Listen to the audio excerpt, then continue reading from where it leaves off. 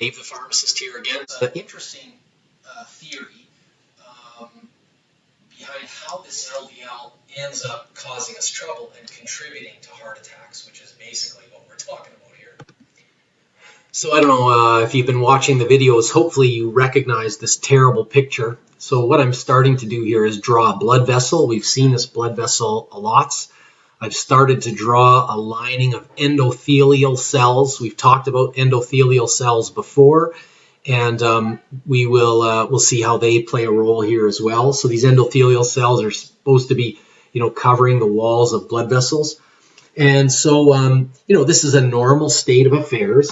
And in the normal sense, and endothelial cell lining, these endothelial cells should be shoulder to shoulder, protecting the wall of the blood vessel, and monitoring stress. And, we talked about how they make nitric oxide and they make many other chemicals that can help keep this blood vessel being healthy and allowing blood to travel through it very easily.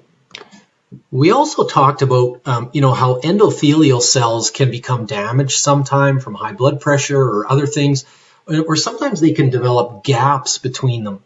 And so, regardless, let's take an LDL molecule. So here's LDL particles floating around in the blood, and here's a gap in endothelial cells. So sometimes, this LDL can actually kind of sneak in through some of these gaps inside on the other side of the wall of this LDL of this blood vessel, and so we can get LDL that can penetrate behind the blood vessel wall, so here we are, a couple of LDL particles that have penetrated inside the LDL wall. Again, maybe I'll just back up to see, here's the inside of the blood vessel, and here's now these LDL particles inside the wall of the blood vessel. So that's probably okay to some, in some way. It's certainly okay if there are cells in here that could use that LDL.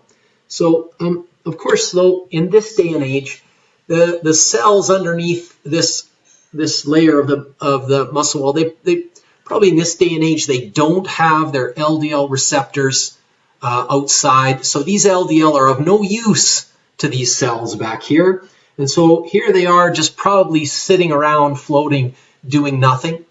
I would say personally, my own theory also is, for those of us adults in Canada or the United States or anywhere, we probably don't get enough physical activity and we don't exercise enough, and so this blood probably isn't getting flushed out as much as it should. The heart isn't pumping hard every single day, and so there's probably not really great as good of flushing of fluid out of these vessel walls. And now I don't know, maybe that's not true, but to me that makes sense. But so here we have some LDL that are kind of stuck in here, and that may be okay, but there's one chemical reaction that occurs that probably turns these LDL actually into bad LDL, and it's a chemical reaction called oxidation. These LDL molecules can go through a chemical reaction called oxidation, or in other words, they can become oxidized. The reason why I say that to you now is because many of you might have come across supplements and vitamins that are called antioxidants. So, if you've heard about antioxidants, and these are very popular products, antioxidants. Antioxidants essentially are used to prevent the chemical reaction, in this case of oxidation. Now, oxidation reactions can occur with lots of different type of materials. They can occur in DNA can be oxidized or undergo oxidation, and so antioxidants have been used or thought of a tool to prevent damage to your DNA, and then of course the resulting problems of cancer that can happen. In this case, oxidation of LDL is the focus of people who use LDL, who use antioxidants for heart disease. So let's say that these LDL molecules that are stuck behind the blood vessel wall, let's say they sit there long enough and they encounter other molecules that are reactive and cause reactions, maybe waste products, and you may have heard of free radicals and oxygen-free radicals. So all our cells generate molecules that can be kind of reactive and can react or cause chemical reactions with other molecules that they're not supposed to. In this case, LDL can become oxidized. And oxidized, and I've put little squigglies around the LDL to show that these LDL are oxidized where this one isn't.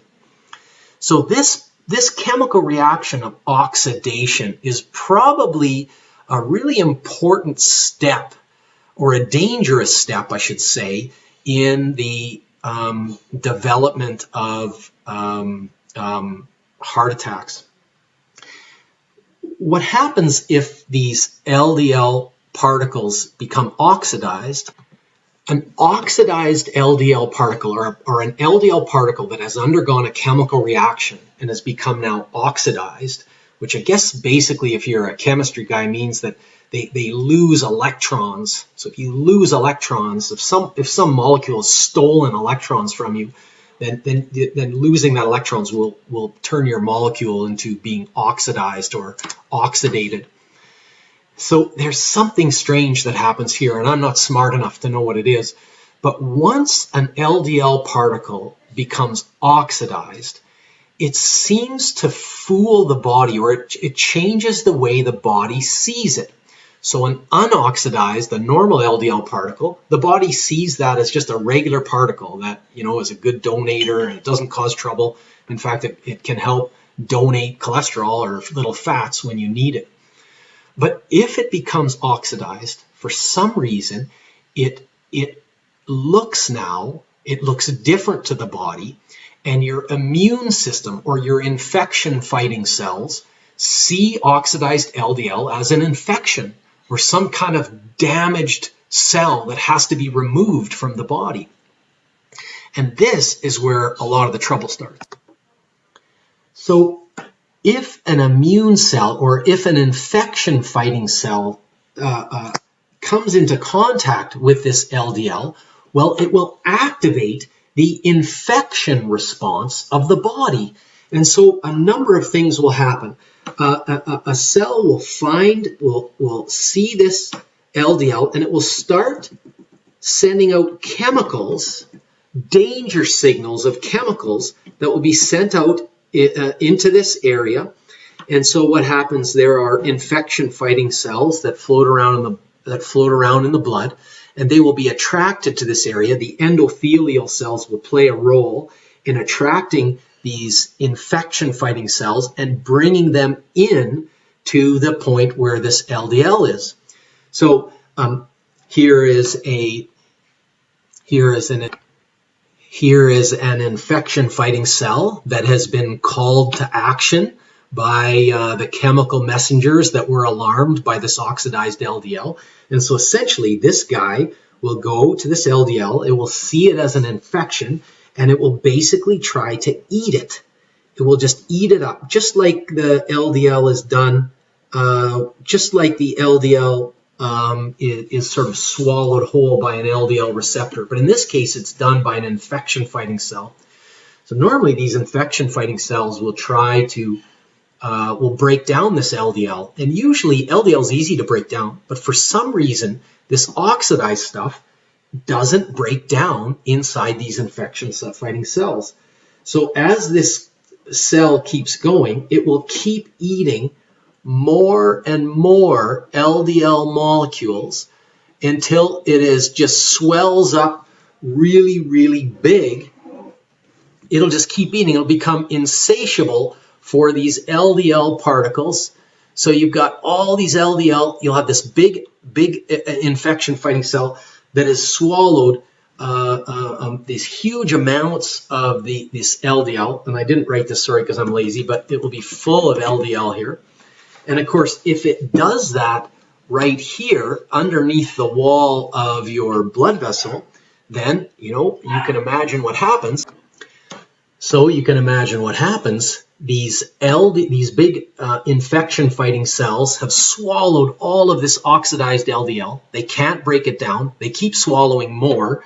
The danger signals are still causing the muscle underneath to kind of move up and push this even farther up. And of course, what you end up with is this is the picture. If you've been following our pictures, again, I am an incredible artist, as you can tell.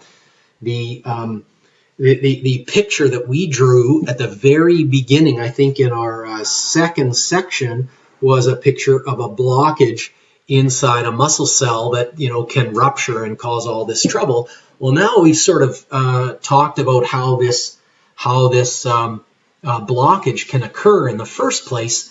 And we talked about, endothelial cells being kind of damaged, LDL floating around in the blood, entering, becoming oxidized, and then causing all of this trouble inside the wall of your blood vessel. And so hopefully all this is sort of coming together for you now. I realize it took me a long time to get here.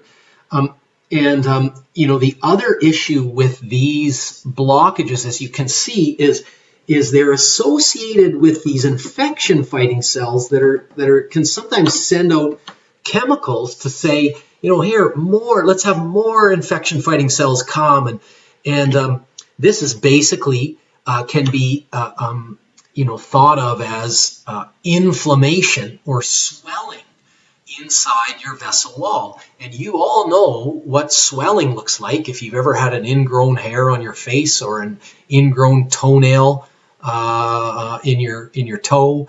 You know what swelling feels like. Swelling can cause lots of pressure, and if it swells very fast, it can cause this skin over top to sort of rupture apart. And rupturing of this is something that we have talked about before.